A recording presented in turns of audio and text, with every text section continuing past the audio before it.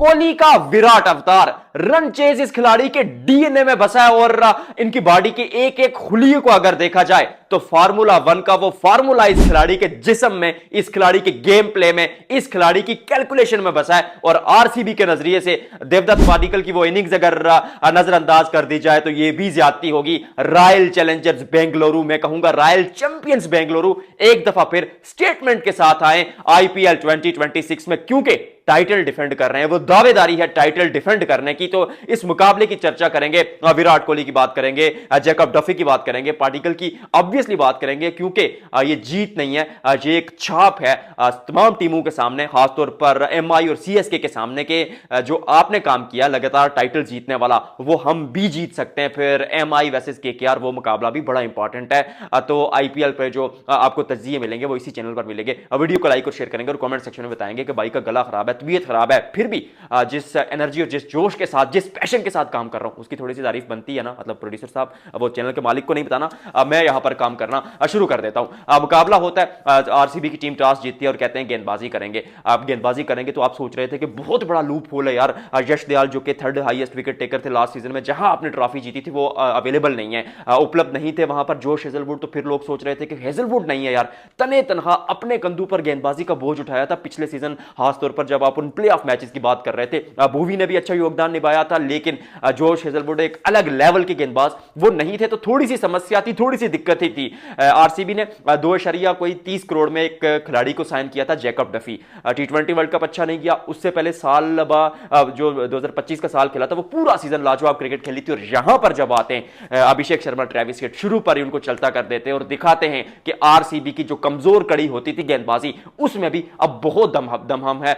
भुवी अच्छी इकोनॉमी से गेंदबाजी करते हैं, बीच में सुयश शर्मा आते हैं, वो एक विकेट लेते हैं, कृणाल पांड्या से 2 ओवर करवाए जाते हैं। आरसीबी का जो फार्मूला है, जो थिंक टैंक है, वो यही है कि स्पिनर से कम गेंदबाजी कराएंगे, पेस की तरफ ज्यादा देखेंगे। और जब गेंदबाजी इतनी अच्छी हो रही थी तो इस बीच एक और बड़ी खास बात हुई, ईशान किशन, झारखंड का लड़का, पिछले 3 महीने ऐसा लगता है कि किस्मत ने इस खिलाड़ी का रुख किया और फिर झारखंड के लिए वो बतौर ओपनर 100 नंबर 3 पर, 104 पर, 6 पर, हर जगह 100 किया। टीम इंडिया में आते शुभमन गिल को ड्रॉप किया जाता, वहां परफॉर्म करते हैं। फिर जब अवेलेबल नहीं होते पैट कमिंस तो एसआरएच का कप्तान बनाया जाता है, वहां परफॉर्म करते हैं। और जो इनिंग्स खेली वो एक्स्ट्रा ऑर्डिनरी थी। Big thumbs up for him, क्योंकि डोमेस्टिक क्रिकेट में गया, अपनी बेसिक्स को दुरुस्त करके आए, कोई पीआर नहीं की, किसी से कोई साफियों से कोई वीडियोस नहीं बनवाई, कोई ऐसा नहीं कहा कि भाई मेरे हक में कोई खबर लिखते हैं ना। बंदा डोमेस्टिक में जाता है, मेहनत करता है, वापस आता है। अनिकेत की अगर बात करें, अच्छी उन्होंने बारी खेली, क्योंकि उस मौके पर आपको चाहिए था एक ऐसा खिलाड़ी जो 250 या 260 के स्ट्राइक रेट से खेले। वो काम उस बंदे ने किया, खूब पिटाई की, एसआरएच 200 तक पहुंच जाता है। और एट हाफ वे स्टेज आप सोचते हैं कि सनराइजर्स ने ठीक ठाक काम किया है। 200 मतलब उतना आसान नहीं होता, जैसी जितनी मर्जी स्पॉट पिच हो, जितनी मर्जी फ्लैट विकेट हो, इतना आसान होता नहीं है 200 को चेज करना। लेकिन जब बारी स्टार्ट होती है आरसीबी की, तो फिर फिल शॉट आते हैं, 2 चौके लगाते हैं, वो दिखाते हैं कि आरसीबी का माइंडसेट क्या है इस सीजन में। लेकिन वो जब आउट होते हैं तो फिर ऐसा लगता है कि शायद पहली विकेट जल्दी गिर गई है, अब क्या होगा। वहां पर आते हैं देवदत्त पाडिक्कल, पिछले सीजन लाजवाब खेल इस खिलाड़ी ने खेला था।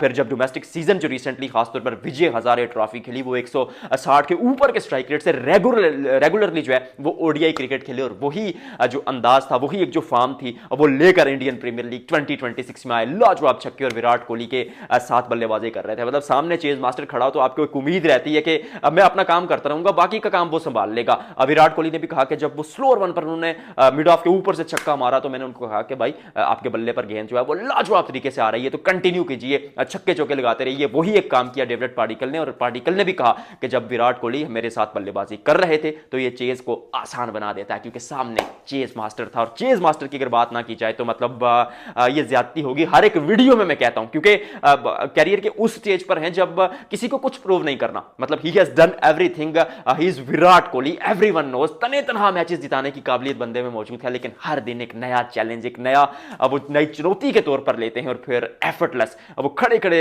जो है छक्का मार देते हैं बॉलर के सर के ऊपर से। That was the shot of the day, क्योंकि काबिलियत बहुत है बंदे में। और फिर वो रिस्ट वर्क एक्स्ट्रा ऑर्डिनरी। फिर बीच में जब वक्त आता है स्ट्राइक रोटेट करने का, तो वो विराट कोहली ईगो को बंदा साइड पे रख देता है, अपना काम करता रहता है। और एंड पे तो मतलब जब 18 रन चाहिए थे तो वहां पर तो 3 चौके एक छक्का लगाकर एक ही ओवर में काम कंप्लीट कर दिया और 15.4 ओवर्स में 200 चेज किया, which is the highest chase in the history of, नहीं विच इज द हाईएस्ट नहीं, विच इज द क्या कहते हैं, quickest chase if the target is above 200, यानी 200 के ऊपर का टारगेट सबसे तेज जिस टीम ने चेज किया है वो चेज किया है आरसीबी ने 15.4 ओवर्स में। इससे पहले राजस्थान रॉयल्स ने 15.5 ओवर्स में किया था। तो ये कहानी थी इस मुकाबले की। आसान नहीं होगा, बच के रहना होगा इस टूर्नामेंट में। आरसीबी से आपको टाइटल डिफेंड करने की दावेदारी के साथ आई है टीम।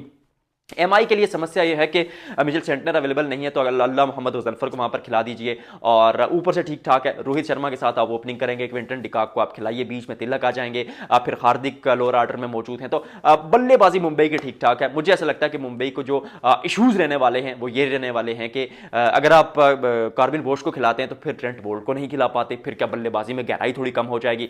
बुमराह आपके पास मौजूद है, पर बुमराह के साथ क्या उसी कद काठी के साथ ट्रेंट बोल्ट भी गेंदबाजी कर पाएंगे, ये एक इशू होगा। लेकिन पहला मुकाबला है, क्योंकि जो टूर्नामेंट आगे जाएगा, जिसको आप शुरू पर प्लेइंग 11 में खिलाएंगे उसको कम से कम 4-5 मैचेस खिलाएंगे। Same is the case for KKR. और आज की वीडियो में फिलहाल इतना ही, थोड़ी तबीयत भी खराब है, लेकिन आपने वीडियो को लाइक और शेयर करना और कमेंट सेक्शन में बताना है कि इंडियन प्रीमियर लीग के मैचेस आप एंजॉय कर रहे हैं और मेरे एनालिसिस कैसे लग रहे हैं आपको।